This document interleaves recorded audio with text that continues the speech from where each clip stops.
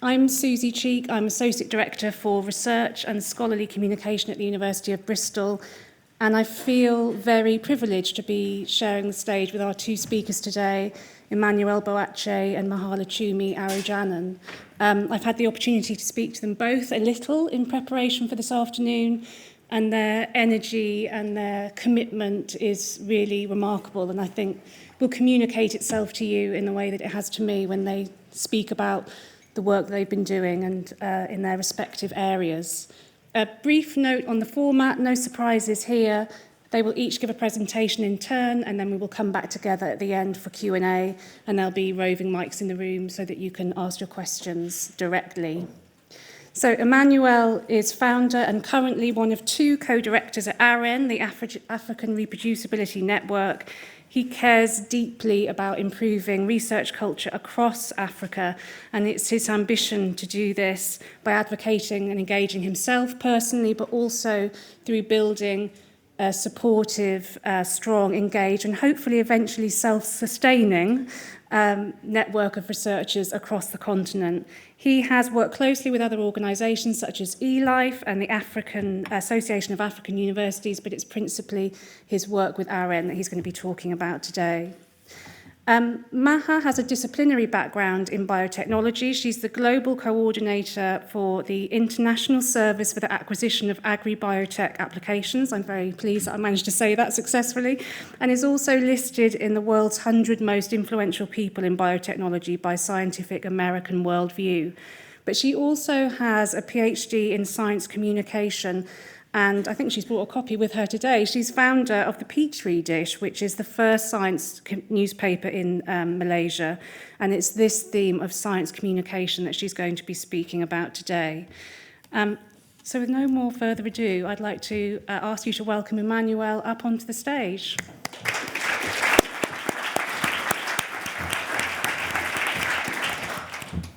Yeah, thank you so much, Susie. It's a privilege to be here and a pleasure to be here too. This is my first conference experience, so it's wonderful to be here, and I've had the pleasure to speak with a lot of people, and the reception has been so great. So I'm going to speak about promoting an equitable and inclusive open research ecosystem in Africa, and the focus is on community building, and I represent AREN. So we all know about the UNESCO recommendation on open science. It came out in 2021, and it was the first international standard-setting instrument for open science. I think it was trying to describe how open science should be approached, but like it said, it's a recommendation. It's telling you how you could go about it. And when I went through the recommendation, the thing that stood out for me the most was this statement. It says that there is no one-size-fits-all approach to open science, and that we should allow every actor to approach it in a way that fits best whilst maintaining the core values. So that's what the recommendation is saying, and that's what really stood out, and that's what my presentation is going to be about, what AREN has been doing so far to ensure that we acknowledge that open science is broad, is diverse, is complex, and we have communities that are also diverse and complex, and if you want to adopt them, we have to find a balance between the complexity of open science, the complexity of the communities, and how we can find common grounds for the two of these things. So briefly about AREN, it was an initiative started in 2022 through my eLife Ambassador project. I was an eLife Ambassador then. And initially, it was supposed to start as low-lift as possible in Ghana. So we were trying to go simple sessions with research communities in Ghana. But then I think for the first few months, it didn't really go well, to be honest. So when 2023 began, the whole idea changed. I was like, let us look at Africa, the larger continent. So and we saw that the gaps that existed across Africa were so clear. You could see that there were a lot of activities going on across the continent. I worked with the AAU in 2022, and they organized a one-week program called Open Science Bringing Equity to Research and Publishing. And they invited a panel of experts that I was part of, and we had people from UNESCO plus SCORES, TC Africa, and there were wonderful discussions around open science, how to make it possible and all that, and there was even a session for vice chancellors from universities.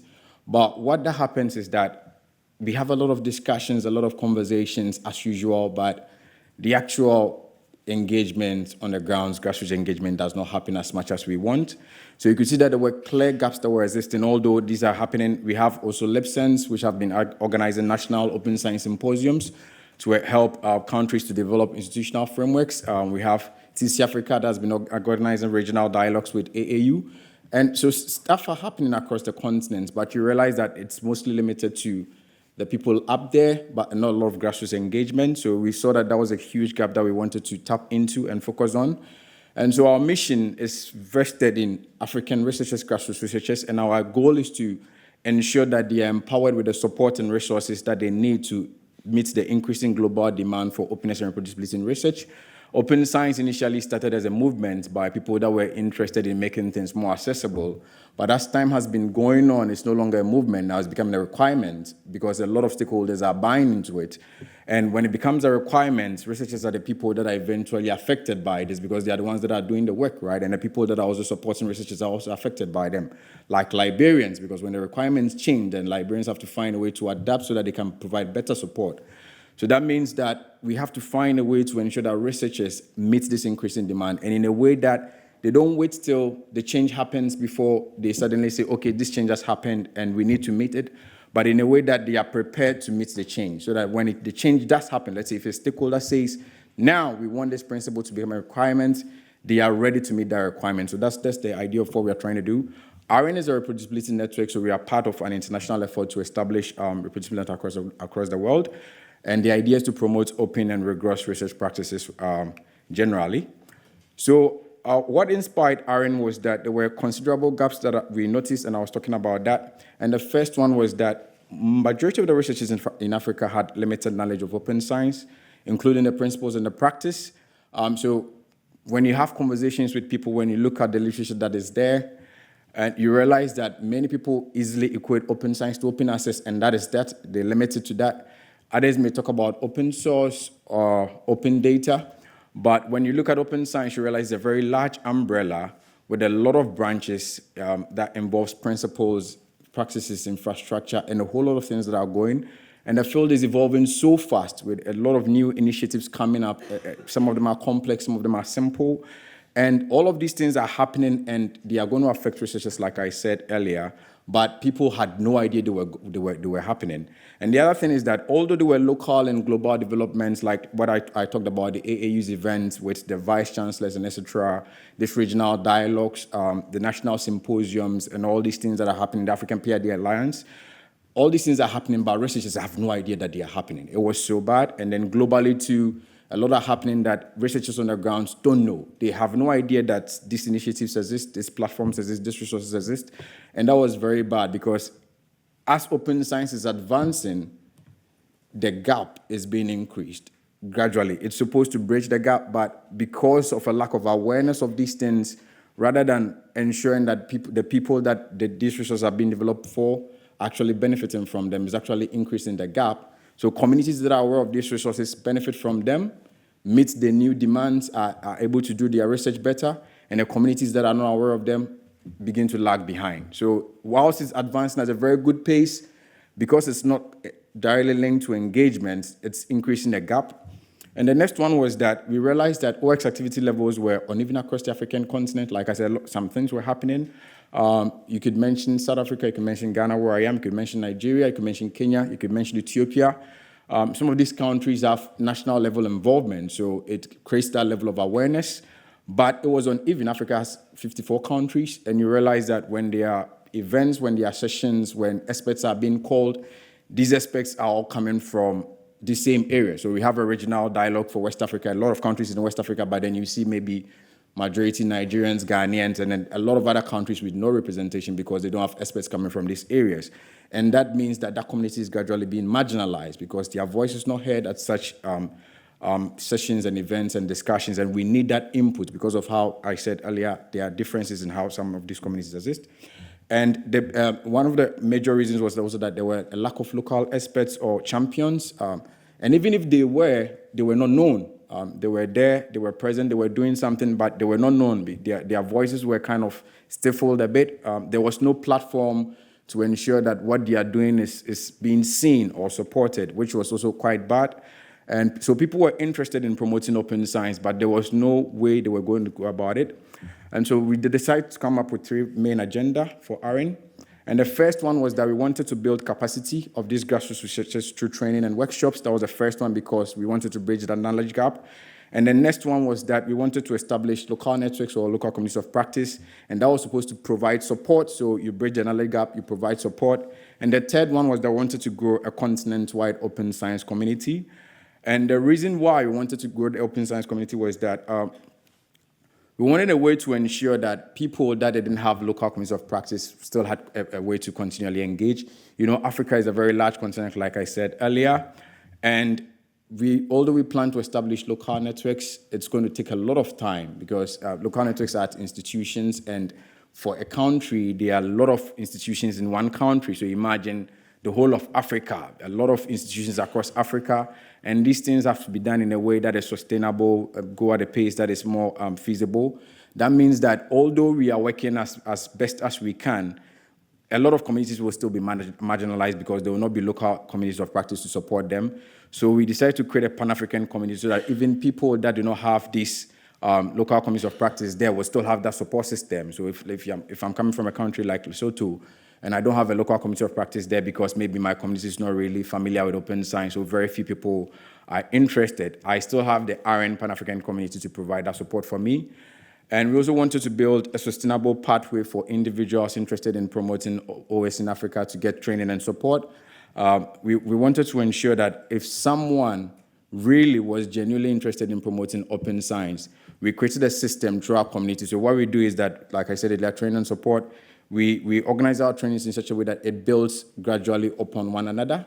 So we have this training model where we talk about the introductory sessions, the practical sessions, the trainer session. So it's like creating a pathway that anyone that is interested in genuinely promoting open science in Africa can join the community, get the training that builds their knowledge and skill capacity, and then they have the system of local networks and the team and other networks that we created to ensure that it gives them the support.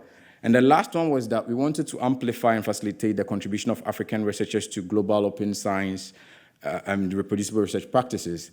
A lot is happening, but it looks like whenever they happen, you don't have that voice coming from specific countries or specific communities in Africa represented. And that is a huge problem because, like I said earlier, some of these things eventually become standards and they become requirements, and then they eventually affect the researchers that are also in the global south. So we needed to find a way to ensure that these people down there get that kind of link and participation in some of these things that are happening up there, and in a way that their voices are heard, they're able to contribute, they're able to shape how these organizations that are promoting open science are doing what they are doing, and ensure that whatever solutions are coming out, they are considered, and then whatever they need is addressed.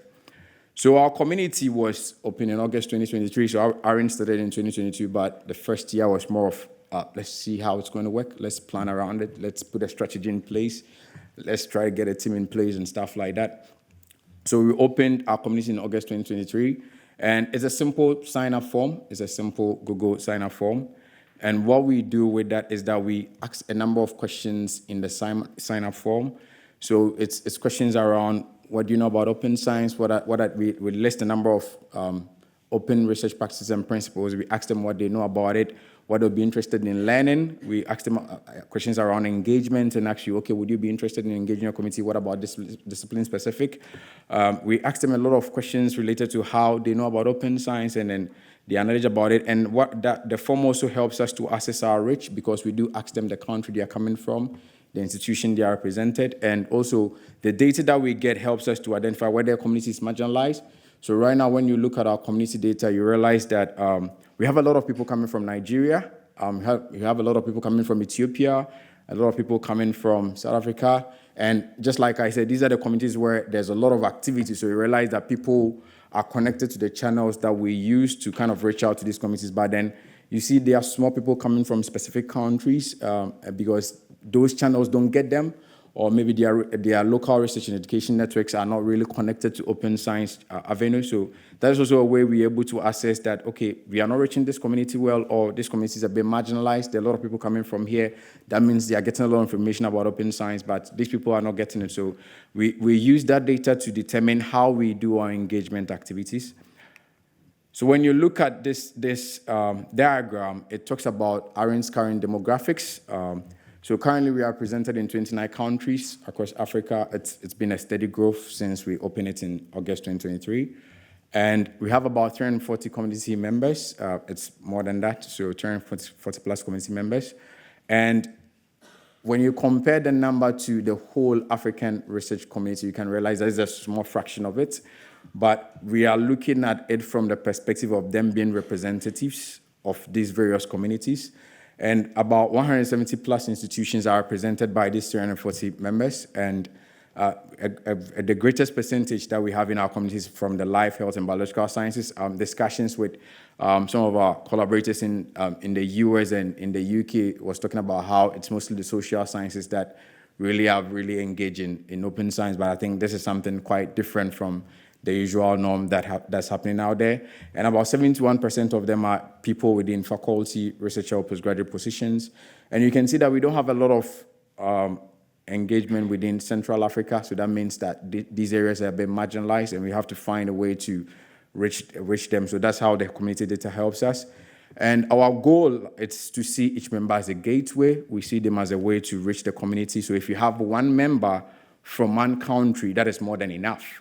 That is how we are approaching this. That's more than enough. So we have a way of engaging them. We have discussions with them and see how best to engage their local research and education networks. It's putting together a lot of support system to ensure that these things are done.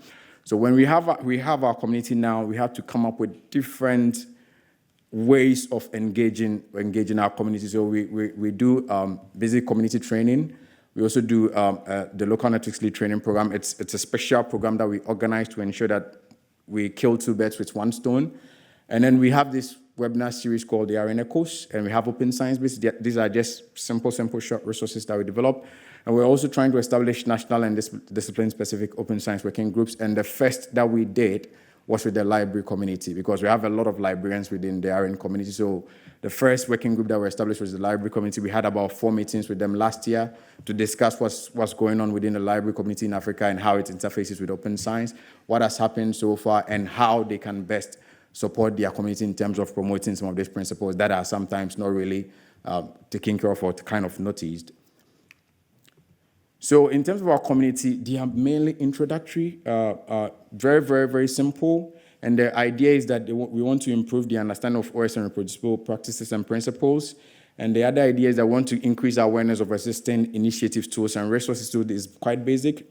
And then the other part, which is the most important part, is that we try to provide an open and inclusive space for community members to share experiences.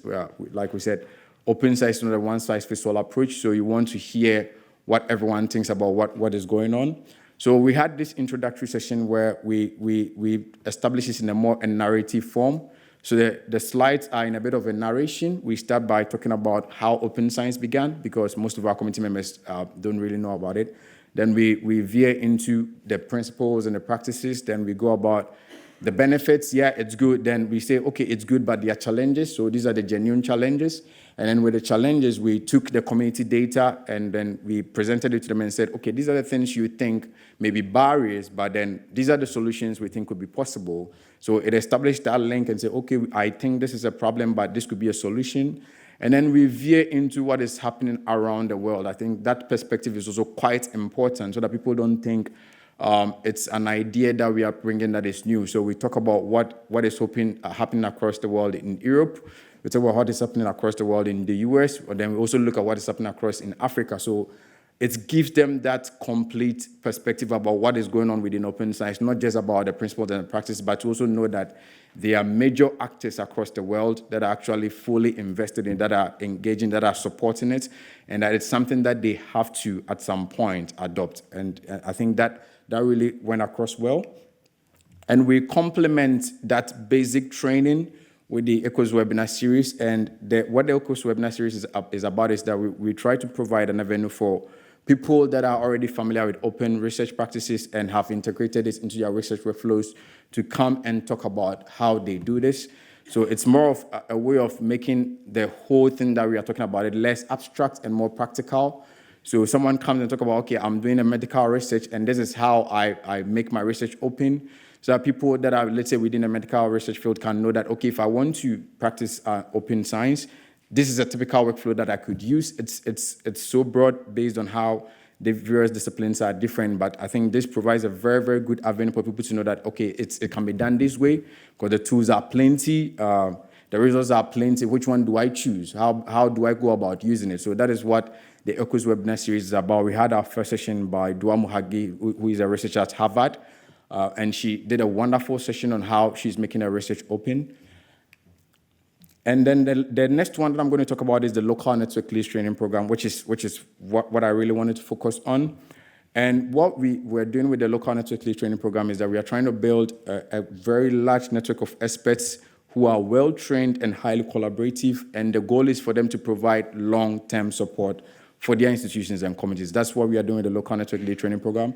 And we have to find a way to organize it so that it will create the impression of how difficult the task at hand is, but how important it is to accept the task that is at hand. So we had to organize it in a way and structure it in a way that people would get that whole perspective, the complete idea of how large and wide open science is and how fast it's developing, and how important it is for research communities to come to know about some of these things and adopt them early, and then how difficult it is to actually implement research culture change, but at the same time, recognize the value of getting their communities to know some of these things and then coming to buy into them and adopting them. So we made it quite intense. It was a lot of sessions within a 6-month period, and we tried to monitor participation at each level. It was crazy doing that, trying to monitor participation at each level, but we did. And we wanted to ensure that people met the threshold. The reason why we did the training program was to ensure that these people are going to provide support for their communities. So we didn't want people signing up and then just sitting back, not attending the sessions, not getting the knowledge, not getting the skills, but then they end up saying they're local network leads. And then when their people need support, they have to still fall back on us, and they are not really able to support their communities. So we monitored participation to ensure that people are at least attending the sessions, the number of sessions that we think they should to have as basic the knowledge and understanding that they need to support their communities.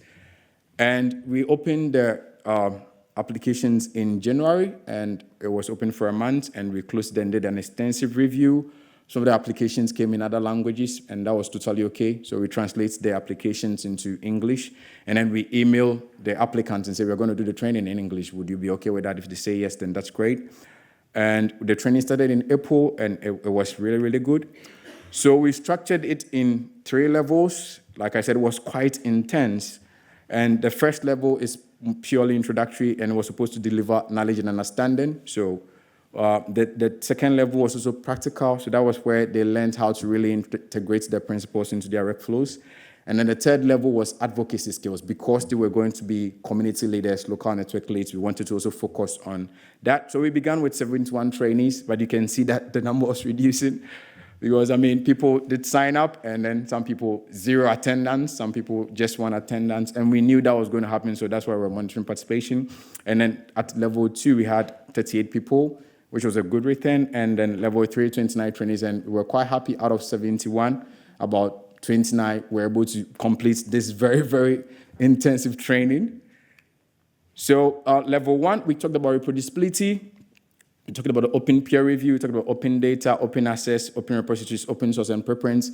And how we organized it was that before each level, the AREN team did an introductory session that tied all these principles together. So before they did the sessions on these topics, we did an introductory level that established the link between all these principles and all these practices. And then for level 2, we did practical sessions on the level 1 topics. And then we also talked about replications. And then using platforms like Octopus, the Open Science Framework, and SciTE. So level 1, the introductory session was about an open research workflow to kind of tie how researchers could do their research in an open way. And there are a lot of interesting questions that came up related to pre-registration, registered reports. People had a lot of concerns when we were talking about this in an open research workflow. And then the final level was purely advocacy and community engagement skills. And we also taught them how to develop open science training resources, how to really evaluate engagement with the resources and etc., and how to be effective. We also did a session on mental health because we feel like it's quite important. People were going to do this along with their normal research work, and it can be quite intense, quite difficult. I mean, open science, like I said, is developing so fast. So sometimes it can be a bit overwhelming for the researchers. So we talked about mental health and how we're going to navigate it if there are people within your community that are getting overwhelmed by some of these practices, and even personally too, how you're going to navigate some of these things. In total, we had 50 training sessions squeezed into the 6-month period. There were breaks along the line, but it was still quite intense. The 10 of us was very, very short. But interestingly, when we were done with the training program, the trainees were asking for more sessions. It was crazy. I was like, I'm tired. I'm tired, but you want more, so give us that space. So after that, we took a little bit of a break, and we were able to organize things a little bit better. So we did a training with partner organizations. We didn't do it ourselves. One thing we recognize is that we are not experts for most of these things, so we did it with partner organizations. And we had them come in to take the various topics that they were doing, and that kind of established that trust in the information that the trainees were getting. So we had a lot of partner organizations. And the benefit was that they are the experts, and they were the ones leading the sessions. But what we did establish was that it was important that it wasn't that deficit way of communication, but it was more of a dialogue model. So we ensured that at each session, we had a lengthy time for discussions. And the going trend was that even when let's say we had about 15 minutes left for the session, you realize that the discussion would go like 30 minutes more. Sometimes we go 1 hour more because people were so interested in providing feedback, knowing how things are going and how things will work. And we're always trying to tell them that don't just accept what they are giving you. Tell them if it's not going to work. That was the whole idea. If they are telling you something and you think it's not going to work within your community, just be honest about it and just let them know, because they needed that input. These organizations need that input from the community that is there to ensure that whatever they are doing, their approaches and their activities are also aligned with communities that are marginalized. So it was quite important, and also kind of established continuous connections for dialogue and discussions in the future. What we wanted to do was that we didn't want to be the kind of gatekeepers to these organizations. We wanted the local network leads to build connections with them so that if their communities needed support or training or anything like that, they could kind of reach out to these people. So that's also something that we're trying to do and kind of bridge that gap between what is happening within these organizations and how it may affect the local research communities. And after the training program, we were able to establish about 28 local networks in 15 countries across Africa.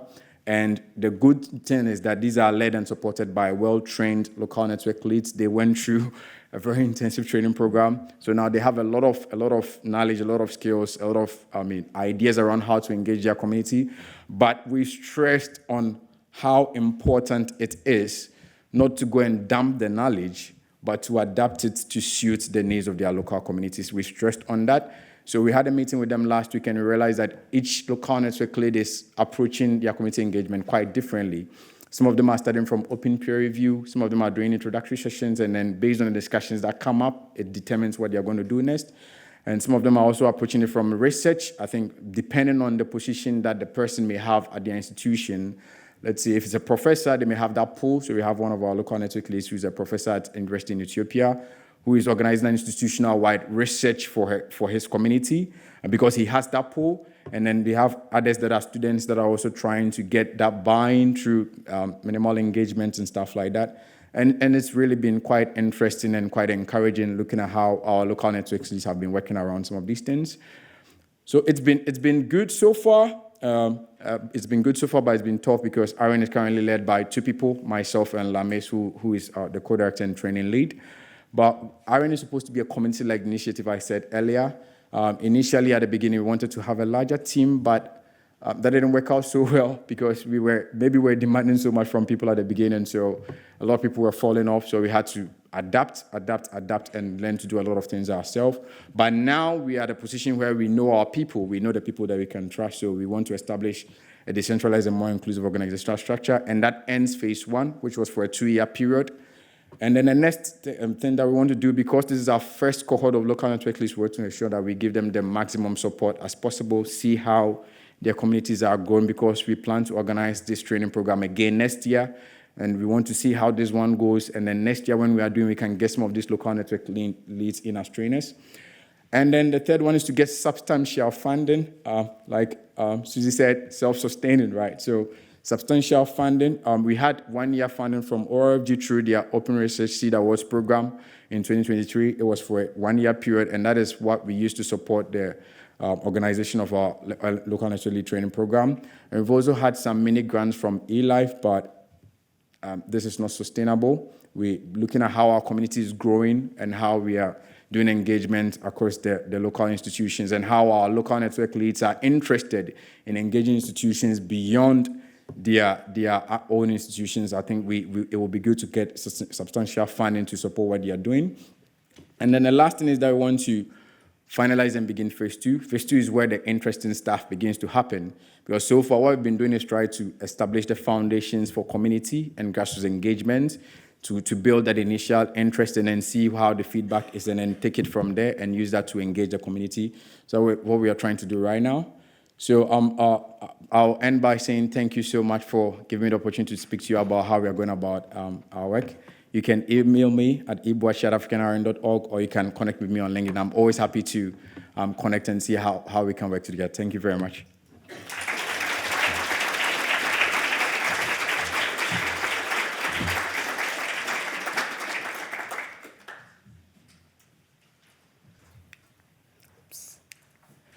Thank you so much. I must thank David for inviting me. When David first sent me an email, I thought it was a scam, because I did not hear about, I've never heard about RLUK.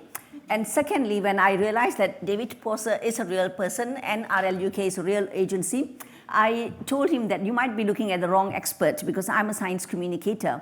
And I've never engaged with librarians, prominent librarians like you. The only time I talk to a librarian is when I want them to subscribe to my Petri Dish, the newspaper. So I came here very skeptical. What am I going to offer these prominent people? And I started observing and absorbing. And now I realize that librarians are supposed to be one of my stakeholders, being a science communicator, looking at the ecosystem that you have built, and also how you want to expand in the era of disruption. So I'm very pleased to be here. And okay, so I'm going to talk about achieving equity of knowledge in scholarly publishing. It's not really scholarly publishing, but scholarly publishing, how can we take it to the community, which means, not only science, but also economy or archaeology or humanities studies. They're all complicated and full of jargons. How can we take that to the community? And for me as a science communicator, when I say the word public, taking it to the public is not just people who you see on the train station or in a shopping mall, but also, importantly, policymakers, politicians, investors, farmers, media, teachers, students, so the whole spectrum of public. So that, and they are the stakeholders I work with, and including religious scholars as well, because the region I come from, religion plays a big role, especially in my country where it's predominantly Muslim. So how do we work with all these people? So that's what I do. So what is science communication and scientific communication? This is how I define it. A lot of scientists, when they say, I communicate, scientific communication. For me, scientific communication is when scientists talk among themselves, with their peers. When they go for scientific conferences, whatever I say is also applicable for non-science. You go to an economic conference and then you present an economic, macroeconomic, microeconomic. How is Trump's new policies going to affect the world? So, that's still expert communication. So scientific communication is talking to experts, and it is important because it builds new knowledge. We want that to be, it's critics happen, and critics leads to the development of body of knowledge. So that's important. But then science communication is when we speak to non-technical people who are not in our field. And what is the reason is we want to raise literacy, science literacy, and we want to increase acceptance, awareness, appreciation for science. and basically also develop social licensing. What is social licensing? For many things in the scientific area, like vaccines, drugs, genetic modification, gene editing, this requires approvals. And these approvals come from regulatory agencies like Europe. I know now you are not governed by this. It's EFSA, for example, European, European Plant Protection, Safety Agency. Yeah. So this comes from the agencies, regulatory agencies. But social licensing is the people telling us, we want it, we will accept it. And in Europe, for example, I think UK is changing the paradigm. The acceptance for genetic modification, for example, or gene editing is very low, and they're not very friendly towards this. So science communication becomes very important for scientists to get engagement from the community, and that is what I do. So I like what he says. Sir Mark Walport, former UK Chief Scientific Advisor, he says science isn't finished until it is communicated. And communicated to whom? Is it communicated to in journals, and then the journals are shelved in your libraries? It is communication to a wider audience. And that's part of the job being a scientist. So how we communicate is absolutely vital. And thank you to Christopher yesterday and Kiran today. They opened up some conversation on science communication and presented some aspects of science communication. So we are now living in a world that's completely changing. We are living in a world that's post-truth. Who really trusts evidence-based science? Who really talks about evidence-based science? Post-trust. Who do the public trust? And post-expert, people don't trust the experts. They've got many other alternative avenues to look for information. My nephew is a doctor, and he sent, in our family WhatsApp group, he sent us a flow chart which says, if you have some conditions, health conditions, diseases, what you do is you ask your friend, you ask your colleague, you check the Google, you talk to your neighbors, go and look at the alternative medicine practitioner, whatever, and then you do all these things, and then finally you go to the doctor. And that is the same for many other areas as well in science. People check with many other avenues and resources, not necessarily credible resources, instead of coming to places you manage, the libraries, the databases. But again, even if they come to your libraries or they just log into your libraries from wherever they are they going to understand what is in your database? The journals or the books. So this is why it has to be translated. So again, the world we live in, the new citizen-driven democracy. The citizen scientist. There are citizen everything. With social media, everyone is a model. Everyone is a scientist. Everyone gives legal advice. So this is a problem. Lack of trust in public institution, and thanks to a lot of politicians around the world as well. So I'm not going to name anyone here. But again, this is Chatham rule, right? Okay. Anti-globalization and anti-multinationalism. This is also contributing to a lot of new ideologies, which is going further from scientific truth. Increased empowerment of consumers. Now, in every country, this is my problem as a science communicator, the consumer associations, they always have all kinds of issues. No, I mean, we need them, but they also go too far to protest everything. Celebrity opinion leaders, this is what I say, who do we trust? So, I'm always sad that when we organize something and when we need media to sit in throughout our workshops or anything, what do we say? I don't know about UK, but in Malaysia, what we do is, how do we get them to sit throughout, to listen to what we say so that they can take back, the takeaway messages? So we need to have a minister, a popular minister, or we need to have a celebrity. Now, my sentiment as a science communicator is, why can't a scientist be a celebrity? So I think that is important, to develop scientists to go out and be known to the public. Public health scares and environmental disasters. Public health scares, we saw it during COVID, during pandemic, how much of misinformation or disinformation spread by all stakeholders, including doctors, including scientists, because there were pockets of different opinions among experts as well. So how do we synchronize what needs to go out to the communities? Rise of alternative beliefs, alternative truths, government failures. Government failures actually in Europe is very, very strong, not today, but then when bovine serum encephalitis, BS, the mad cow disease. Now, what started the activist movement in Europe? Why was the trust?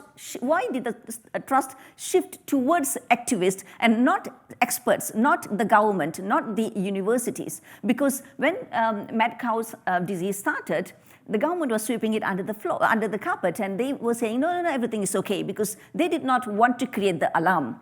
But when things really became out of proportion, the activists were right. From the beginning, they said, look, this is going to be a big disaster. It's going to be a big problem. So they were right. And when that happened, until today, the public trusts the activists more than the government or the scientists. And that is the case for genetic modification and gene editing. So these activists are having a field day until today.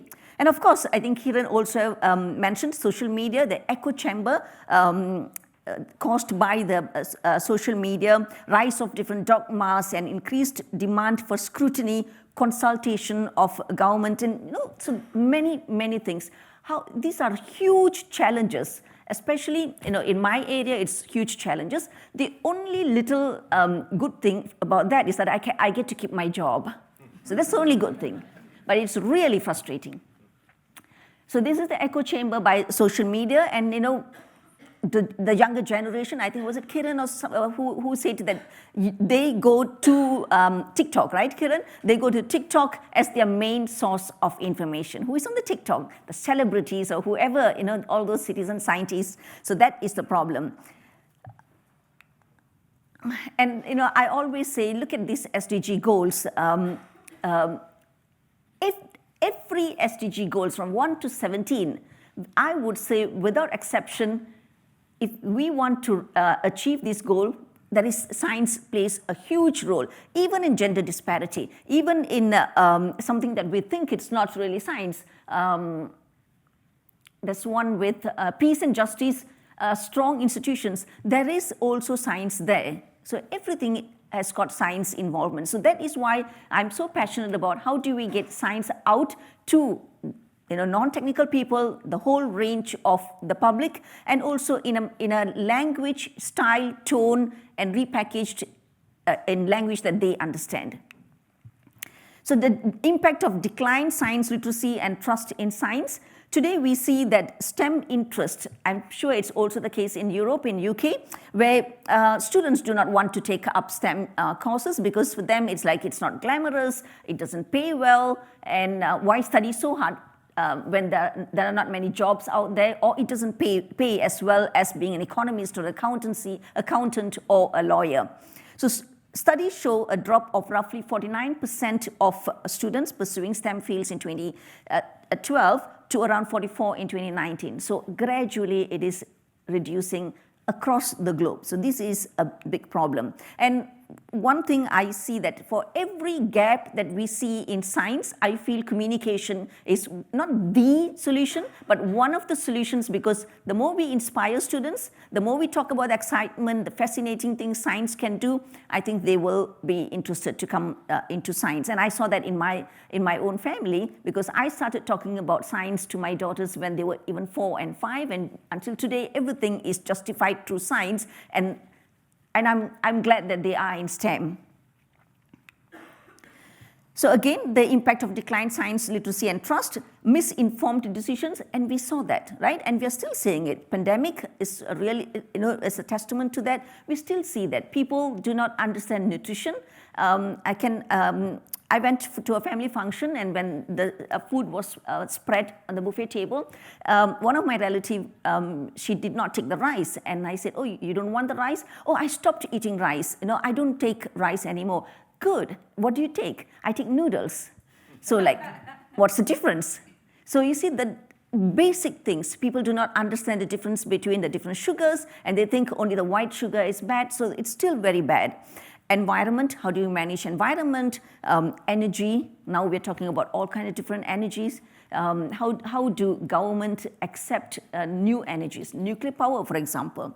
Lack of public trust in government. So I think this is what I already said. Do people trust policies and regulations? Acceptance of emerging technologies. There are various emerging technologies. So this is what I said about social licensing. Do people accept it? And also do politicians and policymakers accept it and create an enabling environment for scientists to work on it? Emergence of pseudoscience, pseudo-experts. So as a science communicator, when science communication is actually still relatively a new field, whether it's developing countries or developed nations, it's still relatively new compared to physics and mathematics and many other fields, and more so in developing countries. So when science communication started, the first model was deficit model. What does deficit model mean? It means like I'm standing on the stage here as an expert and only I know. So that is deficit. So where's the deficit? It's deficit on the part of the audience. So I know, I tell you what to do, you don't ask questions, and you just accept it. So that was a one-way, it's a monologue. Now, what happens is it creates audience who are hostile because I'm dictating. Audience audience ignorant, and we think that audience can be persuaded. And we saw this failing. One very strong example is Monsanto, right? How did people just, the word Monsanto is like taboo, it's like, it's a bad word, distrust. So because when Monsanto first came from agrochemical to agri-biotechnology, they said, we know, you just listen. We are playing around with the genes, but you just listen, you just buy the seeds and we know what we are doing. So although I still think the technology is good, but since it's a new technology, they should have been more transparent and open and also got the input from everyone else. So that is what is a deficit model in science communication. The other one is a dialogue, which I like the dialogue approach. It's pragmatism and also constructivism. And experts see the diverse needs of the demography. Okay, we listen to everyone. Everyone comes with different concerns. Everyone comes with different needs. And experts find out the audience view and address them. And audience has the room, the space to give their input as well. And audience take on the issues as well.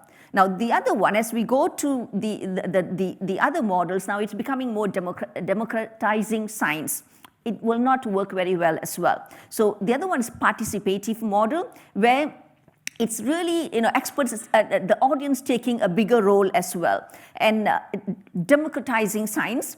And it becomes more conversation. It sounds like good, but then as a science communicator, I can tell you that there are, it can also be a double-edged sword. So expert and audience shape the issues together.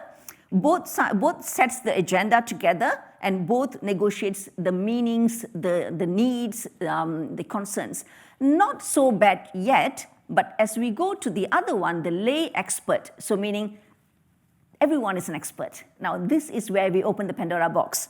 So what happens is it leads to activism. And this is where we have, I'm going to mention names here, Greenpeace, Friends of Earth. This is where we create activism groups, and they are not really experts in certain areas, but they take on the issues. Now, they have done very good job in certain areas, but they've also derailed progress in many other technologies as well. Okay, so it empowers people who are not experts. Now, what happens is experts starts listening. I go to international UN meetings, not the climate change one, not UNFCCC, but the conventional biological diversity ones, where we discuss biosafety, biodiversity. Now, we see how the non-experts take the stage, and they set the agenda. So experts tend to listen, and audience dictate. Experts discuss, but the audience criticize. So this is not a very good communication model. So what I use in my approach is usually I hardly go to the extreme lay expert. So sometimes I do use deficit model, but you must have a balance. So that's what I do. A deficit model very little aspects of deficit model, but I still like the dialogue model. So these are the different models. Now what I'm telling you is what I do in 3 days, so it's just a snippet of science communication. So what happens, scientists do research, social scientists do research, and then they get into scientific communication. It goes into the journals, and the journals are in databases, or it's print journal, open access, like what Emmanuel presented, and then it reaches who? The peers, only the peers. So it's limited audience, and even among the peers, if I'm a biochemist, I read Journal of Biochemistry, I don't read Journal of Mechanical Engineering or Quantum Physics, right? But today we see interdisciplinary, multidisciplinary, transdisciplinary research, and it's really needed. It is very important. All these journals are very important because it opens to critique, and critics then opens to advancement of that particular science, and of course professional advancement. We all know scientists needs to publish, they get their professorship, and they get their promotion. So now what happens if scientists still do that? I'm not saying don't do that. You have to do that because that's part of your job. So scientists still do that, but they also go to popular science. Articles, media, Nature, and many other popular avenues, popular science avenues. And this is now read by the peers, other scientists, policymakers, politicians, industry, investors, media, public, everyone. So this is where we democratize science, and we translate science in a language that's understood by many other people. So the impact to me is really so much wider. So why communicate science? Now, science, I always ask this question to my audience. Can you tell me a country that has reached the OECD status, meaning the industrial nation, but without science and technology? Now, every country that is developed has got strong science and technology as their pillars of economic growth. So science translates into economy. Science-based policies and regulations are so important for research in the laboratory to be commercialized. So we all know policies and regulations should be science-based, because I know in genetic modification, gene editing, for example, the regulations are so stringent that scientists are not able to bring that out to the market. The same with some vaccines as well, drugs as well. If the policies and regulations are so stringent, it does not reach the market. And knowledge-based economy, like what I said, it's so important. We need citizen participation. We don't want activism, but then how can citizens be part of policy, not policy making, but influencing policies? Do we need to go to Mars, or do we want more research on Earth, under the sea, below, deep sea, whatever? So how can we empower the citizens to influence policies and even regulations, research priorities? Where do we want the government to put the money? Enculturation of science is one of my favorite. What's our lifestyle? When we have free time, again, I don't know about UK, when Malaysians have free time, it's eating out or it is shopping. Can we have more science museums? Can we have science theaters, science cafes, so it becomes part of our culture? I think that is where our children will then be interested in science. Now, not everyone has to be a scientist or take the STEM route, but then even as a lawyer, an accountant, or economist, they need to understand science as well to make informed decisions in their life. Technopreneurship, where it builds economy. How can our graduates, not everyone has to go and look for a job. Jobs are limited. I know in the UK as well. So how can we make them technopreneurs? So they create jobs for others. So I feel this is why science communication is important, among many other reasons as well. Now, sometimes there is a myth saying that the public don't trust the scientists. But then there is a research which shows that scientists still, they enjoy the credibility. The public still trusts scientists. How can we maintain that? How can we then put scientists as the face for certain technology? So this is why I always tell my scientist colleagues that you need to communicate. You need to be on the social media. If not, the social media is going to be populated by all pseudoscience. How can we put positive messages, science-based messages on social media? But then, now the scientists will say, everything sounds good, it's great, but then why should I be communicating science? Because my job is to teach, my job is to publish, my job is to do consultation, I do research, I supervise students. Now, what are the benefits of communicating science to the scientists? Again, if I do research in the lab, and if I just sit in the lab and not talk to policymakers or politicians, then they are going to be the one who is developing the policies and regulations, and it might not be in favor of me, so it's important.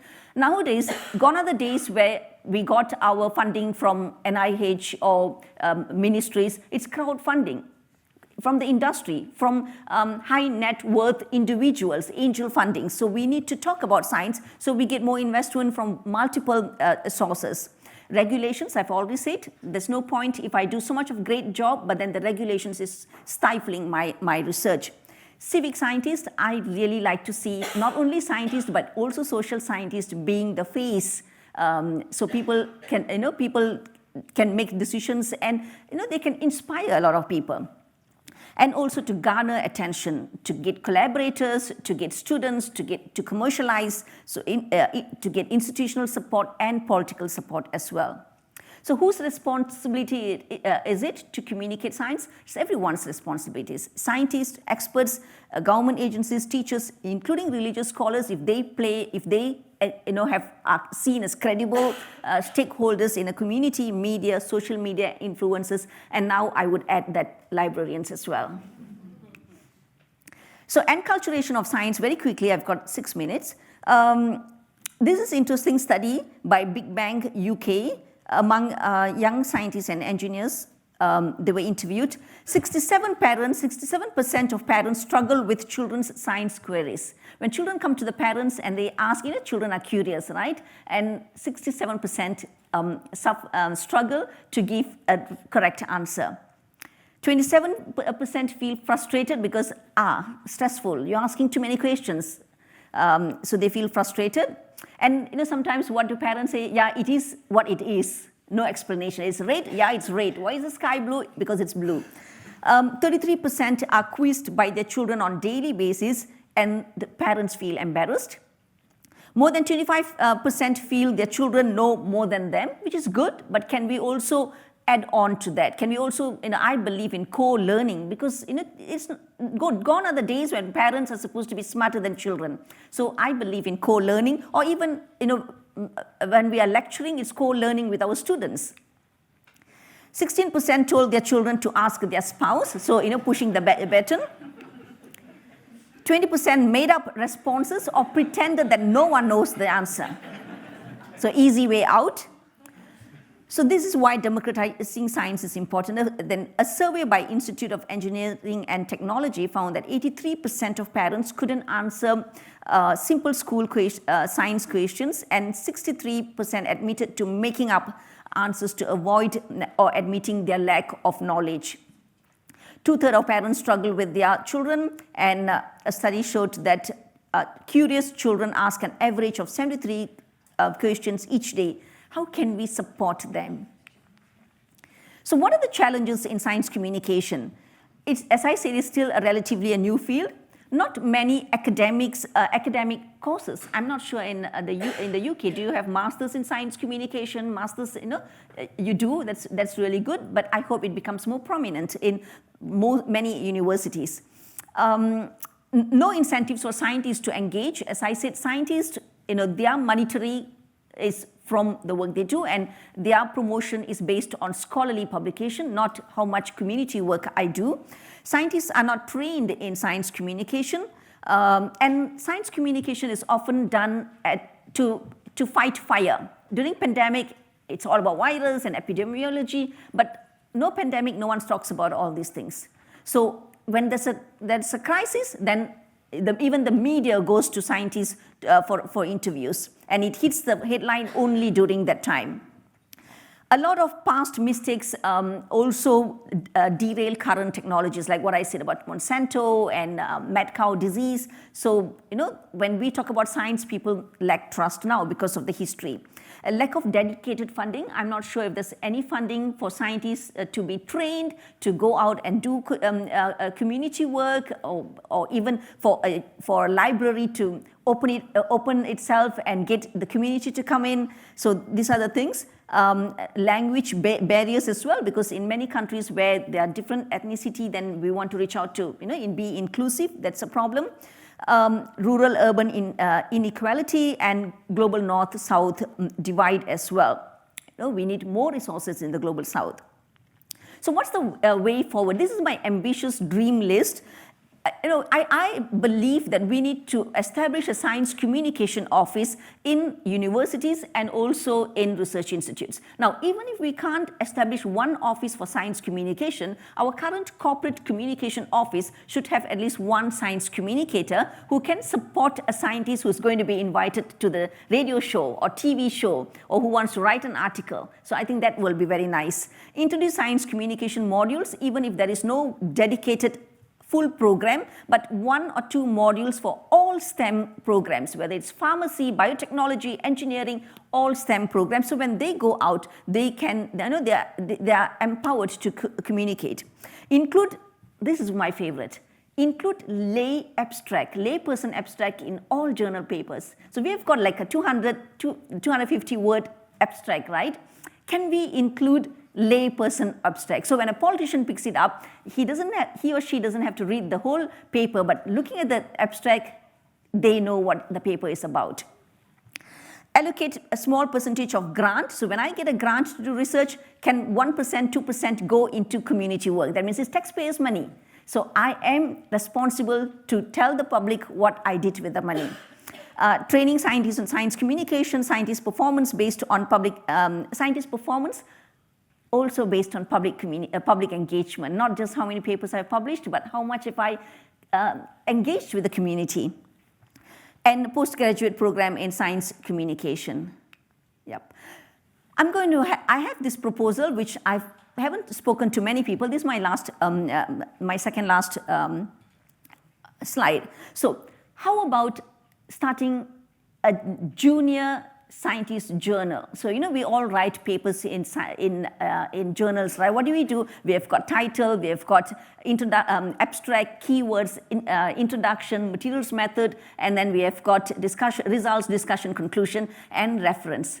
In my country, a lot of even primary school students, that means their age is below 12, they do a lot of grassroots innovation, and they attend international competitions. They come back with gold medals and silver medals and whatsoever.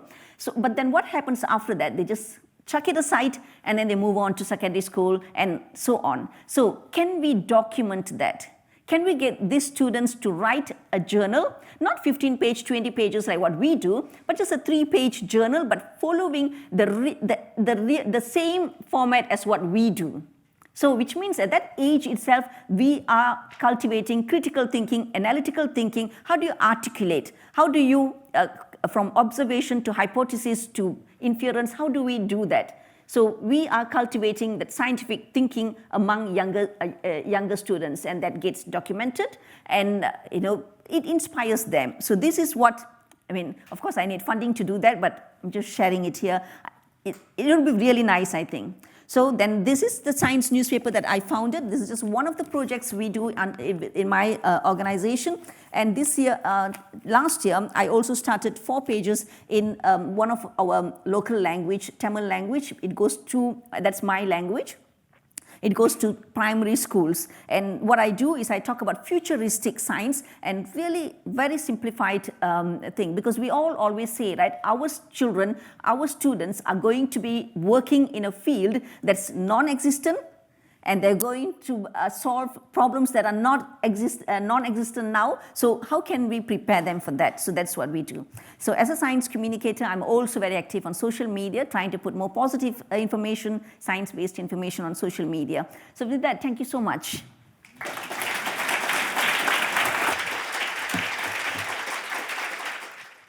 Gosh, wow, wow, wow. Thank you. Two amazing, inspirational presentations there that I think really powerfully address those resonant themes of the conference around the reciprocity between research and society and the values that we define and enact in those different partnerships, those different contexts and for different audiences. I think that lots of the questions will pick up on those big themes, so I'd like to ask a personal question if I could, because you're both clearly very happy to act as agents for change. And I think even though we've made such huge progress in getting support from policymakers and funders and our own institutions around progress for open research and for democratizing access to information, the way that you described, Maha, I still think so much rests on individual actors. So was there a moment or moments for each of you professionally where you really felt that you saw that things needed to change and you've had that catalyst, that spur to think, I want that personal involvement in the change? Emmanuel first and then Maha. Yeah, thank you so much, Susie. I think the whole idea of starting AREN came from that. I think when I was in undergrad, I think a lot of people saw me to be someone who would eventually become an academic, but I was consistently telling them that no, I don't want to become an academic because I was looking at how the system is. I think I know about the pressure to publish, and I didn't like that so much. I didn't want to find myself in that rat race, so I was looking at ways to kind of cause change. So when I got to know about open science, I got hooked because it's trying to change the whole system, right? Take away these issues around pressure to publish because when we introduce alternative metrics, then I don't need a lot of publications to progress in the academic ladder. So it was a way of changing the system, and I got hooked. And I think that is what really led me to kind of really get myself involved fully. I think a lot of people were surprised that after school I was fully invested in open science, and they didn't even know about open science, so they were wondering what's going on. But it started from there.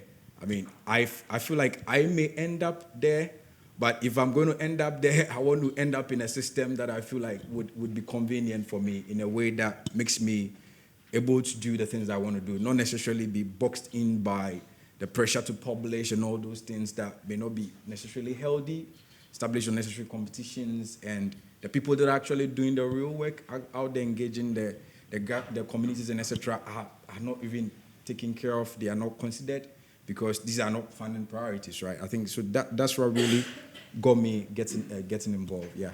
That's amazing. I think just to point out for those that don't know, Emmanuel has told me that like so much of AREN rests on his shoulders at the moment. It's a two-person operation, so it is extraordinary when you think about the breadth of the work that's done. It's truly remarkable. Maha.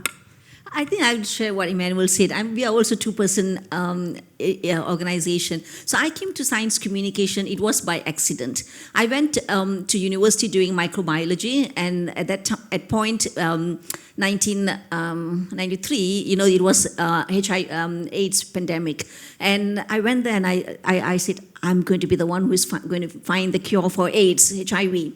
And so I finished my degree, and then I immediately went to another university to do my master's in biotechnology. Until then, I thought I was going to be a scientist. But at the tail end of my master's, I realized I'm not the person to be in the lab wearing a lab coat. So I left. Got my master's, I left, didn't continue my PhD. I went on to work with a number of organizations, international, multinational company, and local companies, and I didn't have the calling, and I was like, something is lacking. Where should I go? So in 7 years, I changed jobs 4 times, and my husband was saying, your full-time job is looking for a job. Then I joined my current organization, Malaysian Biotechnology Information Center. I was completely lost because it was policies and regulations. And I said, I'm trained in biotechnology. What am I doing with policies and regulations? And whatever I told you today didn't make sense to me. It didn't even occur to me that, yes, I've got a role to play. But as I was looking at, then I was looking at a bird's eye view, the whole value chain, supply chain, research to the market, policies. Then I said, hey, look, there are a lot of gaps in everywhere. So many holes to be plugged, from policies to research to policies, research to consumers, to market, and all those things. And I realized then one way of plugging these holes is by communicating. And that is when, after a few years, then I started engaging with a multi-stakeholder, and my job became non-routine, like what he said. That's what I really enjoyed. And then I started going to international conferences. Then what happened was, I'm one of the panel, and I feel like, the person next to me is Dr. So-and-so, the person next to me is Professor So-and-so, and here is Miss Maha. Then I said, something is lacking. Now, what should I do to be an expert in my field? So I said, now I need a PhD. And then I realized that my PhD dream, where I wanted to do a PhD straight on, and now I had the calling, and I said, the PhD I want to do is in science communication. That is when I went into PhD to do science communication, and at that time I was the first one to do PhD in science communication in my country, and there is no turning back. Every day is a new day, tackling new issues, talking to new people. So I'm very happy, but like what Emmanuel said, I really appreciate the scientists who are doing the work, but what we do is we are the mediators, connecting different people. That's so interesting, because Emmanuel, you said a similar thing, didn't you, about wondering how far you can take this without a PhD yourself. And I think we wonder as well, as librarians who work in advocacy, whether you have that credibility to do that. But I'm at risk of really monopolising our speakers, so I want to open the floor. I might just ask Mel, are we recording the Q&A, just so people know whether we are? Okay, so be as frank as you are happy to be whilst being recorded. Questions? Dominic? Hi, my question's for Emmanuel, and it's about pressure. You mentioned pressure to publish a little bit, and one of the things that we're I think in Europe, we're talking a lot about open science and kind of opening things up, but I understand that certainly in some African countries, there's quite a lot of pressure from university management for people to publish in kind of so-called prestige journals, because they see that as good for their careers, but also about lifting universities up the rankings. And I wonder if is that a situation you're familiar with, and how do you deal with that tension? Yeah, thank you so much. That's quite true. So during the local network lead training program, we did talk a little bit about that. And I think it's a lack of awareness about how that ranking system for journals got established. So we try to create that understanding of where it was coming from, that initially that ranking system was not supposed to be used the way it's being used now. So when they got that understanding, they realized that, okay, so the system is not something that we should actually be using to actually do this. So when you begin from there, then you realize that people become more receptive to other avenues of assessing research like altmetrics, because now they know that the existing system is a bit rigged and being kind of used by some of these publishers to ensure that they monopolize the system. It's going to take time, because the people up there are used to the systems. I think that is the system that they climb the academic ladder with, and they are comfortable where they are now. So you begin that minimal engagement at the grassroots level, get that buy-in down there, and depending on how you can get that pull, maybe getting management to also be involved. But it's not really going to happen until it becomes an actual institutional policy, and that's where the difficulty is, right? But we believe that if there is a grassroots community as an institution that is pushing for something, and they have a large support system there, they can one way or the other influence the institution to kind of adopt those things. And that is why the avenue or the system of altmetrics is quite growing now, and people are getting more interested in it. I know that the European University Association's Agenda 2025 adds a change in research assessment towards looking at some of these alternative metrics to ensure that going forward, whilst we are pushing for open research practices and saying researchers to do this, do that, publish in preprints, and etc., during assessments and during promotion decisions, these things are considered. And like Maha was talking about science communication, etc., these are all things that are involved in altmetrics and that they will be considered. So it's something that has come up in discussions, and a lot of people showed interest and said, oh, my institution is not going to work. And that's the reality, right? I mean, for them, it's not going to work. You can push it, you can force it, but you can begin that minimal engagement with the people down there. And maybe in the future, maybe sooner, I mean, the change is going to happen, yeah. And Maha, do you have any views on that in terms of the difference between science communication and scientific communication? The prestige journal, the high impact factor, do they run in parallel in your kind of dream scenario that you put forward at the end? Now, as I said, I believe in scholarly publication, but I think we have also taken it too far now. And I don't believe in university ranking. And I know a lot of vice chancellors don't believe in it, but we're trapped in it. It's a game that someone started, and now there's no way to come out of it. So that's one. The other one is the impact factor. What does impact factor mean? Just say, now we know there's so many emerging new sciences, right? So if I am in a new area of science, and in the whole world there are 5 people, my peers, and if I work and then I publish, how many people are going to cite me? So what does impact factor mean? So how do we get out of this? I don't know. We really need the stomach, the stamina, strong people to move out of this. So I'm quite frustrated with that. There's a fluttering of applause, yeah. I'm going to take another question. Mel's over here. Elizabeth Williams, University of Edinburgh. Thank you both for your keynotes. So excellent. Really enjoyed it. Got obviously myriads of questions, but I just wanted to direct this one to Professor Maha. I did smile when you were going through the slides about the parents and the way in which they divert the questions, because I think it obviously raises larger questions about science education in the schools here in the UK over the last 30, 40 years, which has been rather poor. Actually, and I think when you talk about the way in which science knowledge is disseminated, I know that we do have various festivals, such as the Edinburgh Science Festival, which is coming up next month, and then of course the Royal Institution Christmas lectures, which have been going since 1825, and so much more.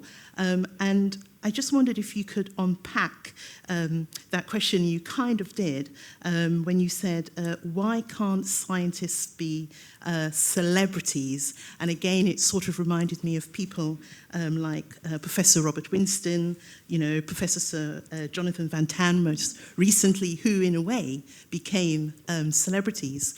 What would your advice be to emerging young scientists now who want to protect their reputations and their trust from, the self-nominated critics and experts?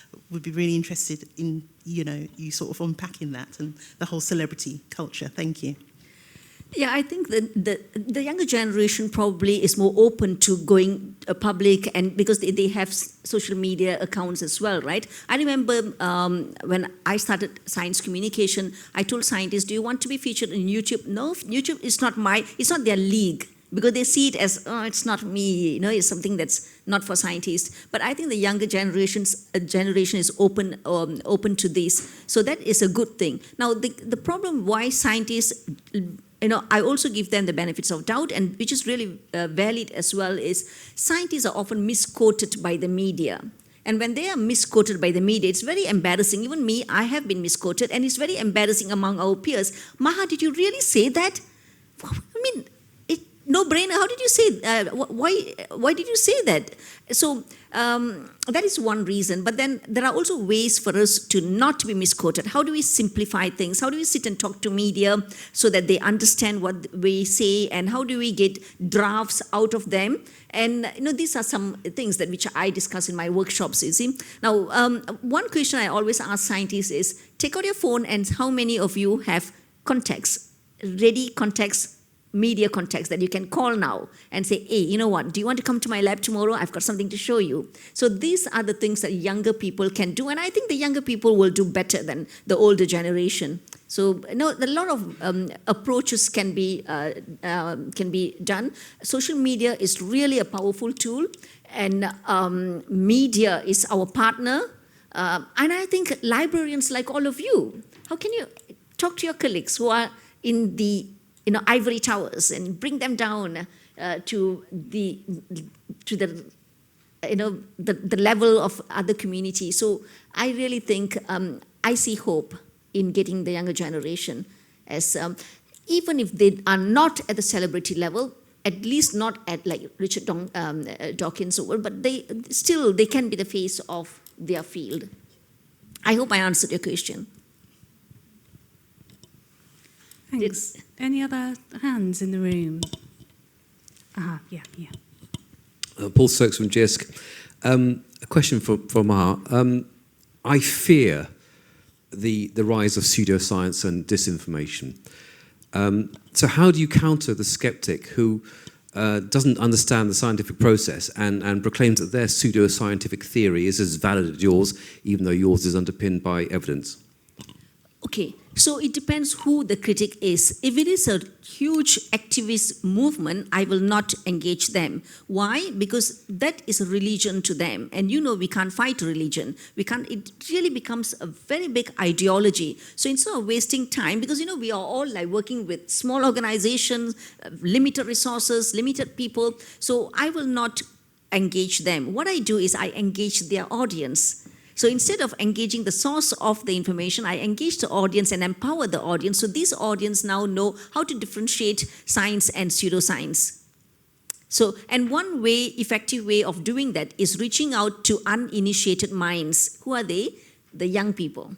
So, you know, before they become the victims of all these pseudoscientists or activists, can we reach out to them? And that is why I think it's so important to go into schools or getting schools to come and visit us. So that is what I do. And another way, as I said, social media. There's so much of negativities on social media. How can people like us switch the balance and put more positive news, whether it's science, no, anything else, but here we are talking about science. How can we put more science on social media? So when you Google, our information comes on the top. So I think that is one way, because if you Google genetic modification today, the first thing comes out is a corn with a fish fin or whatever. So how can we put more positive information so that appears? So it's basically playing around with this SEO, right? What is that? Search engine optimization. Yeah. Thanks. Any other questions in the room? Sorry. Anna. Hi, Anna Clemson, University of Sheffield. I just wanted to pick up on that point, and you don't have to answer this. Given we are confronted at the moment with certain very high prominent politicians, perhaps in the US, who are effectively doubting or actively saying that climate change isn't a thing. So on that level, is what can be done, would you advise? And this is addressed to both or either of you. How can we, you know, it's not just a national, you know, an institutional national thing, it's an international thing. How can we ensure that the science does get through because of the pushback, you know, the politicians and the sort of populism now, which is really, really prominent? Well, I think we need different players now.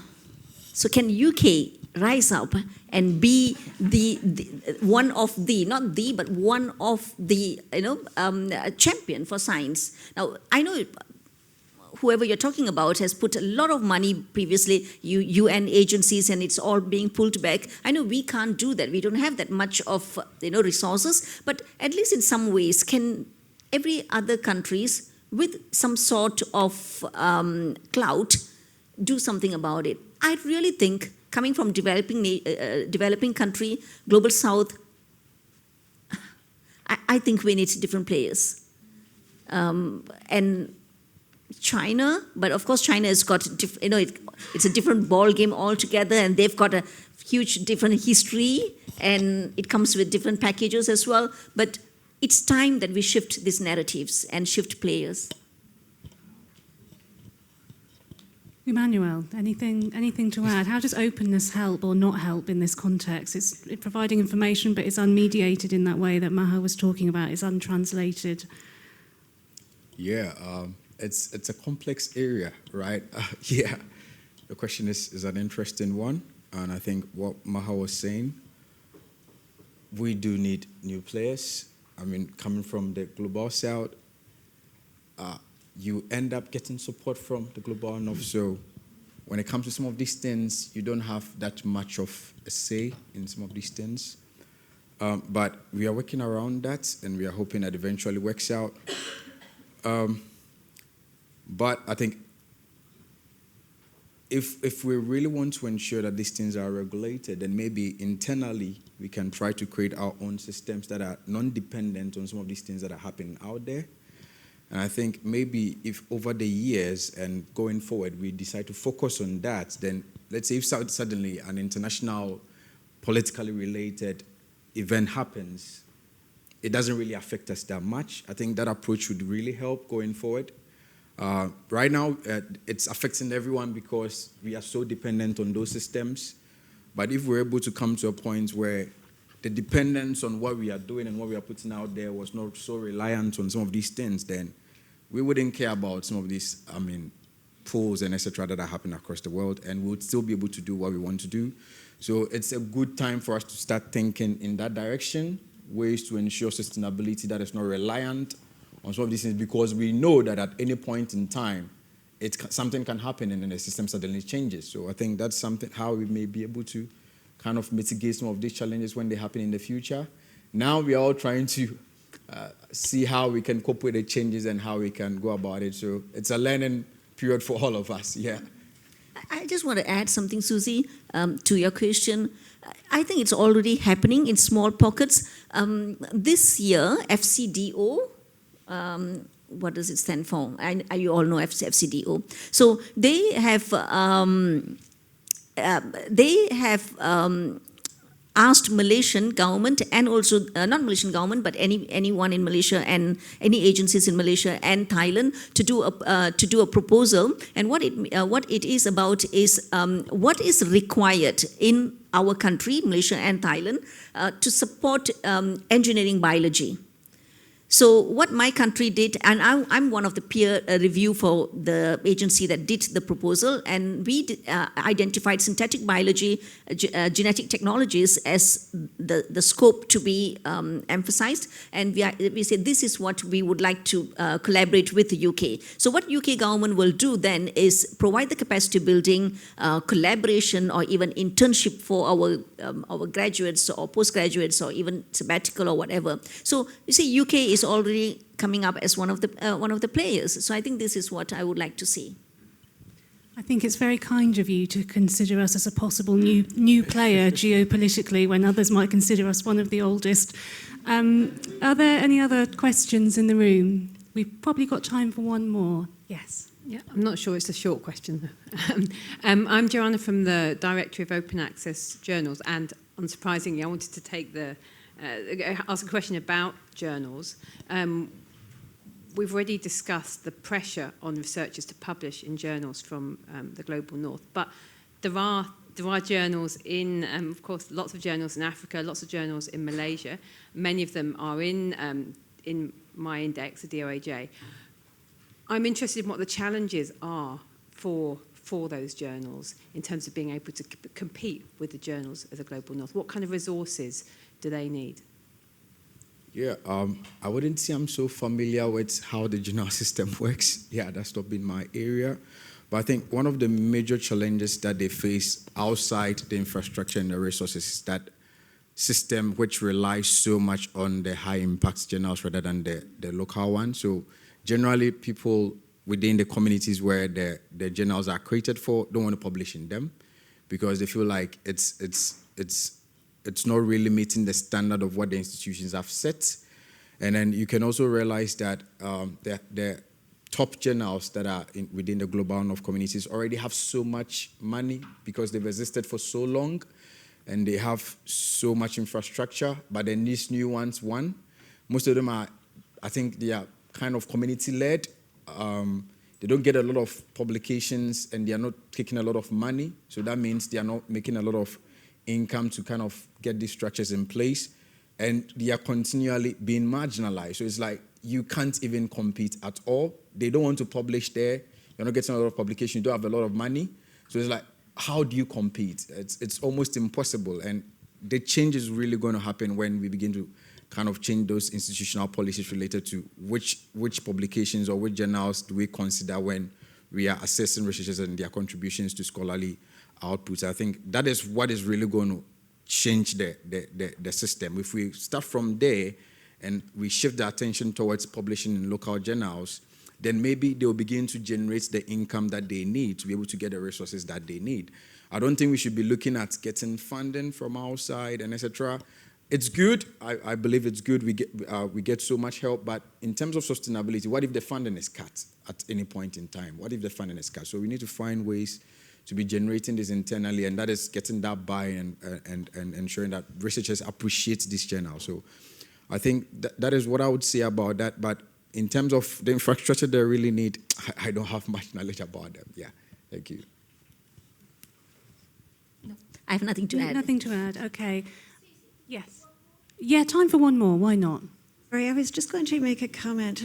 So my name's Susan Haig. I'm from the Canadian Association of Research Libraries, and Canada works quite actively with SCOS as a way of investing in open infrastructure in the world. And in the 6th funding round of SCOS is African Journals Online. So it's early release. They were asking, I think, for 630,000 euros as a target. Pledging has been very slow at this point to it, as well as everything else, I would say. And I think in some ways it's an opportunity for, a simple opportunity actually, to pledge a very small amount of money from towards a platform for journal publishing that would be fostering open journals in Africa. It's a rare thing that we focus on a region, but that was a choice made in this round. And so I just wanted to mention that because in point of fact, you know, £1,000 pounds or something could go a long way in these pledging scenario. So thank you. No, thank you. And I think it shocks us, doesn't it, when so many of those community-funded initiatives struggle to reach the threshold, and is a challenge for all of us to think about how we spend our traditional materials budgets.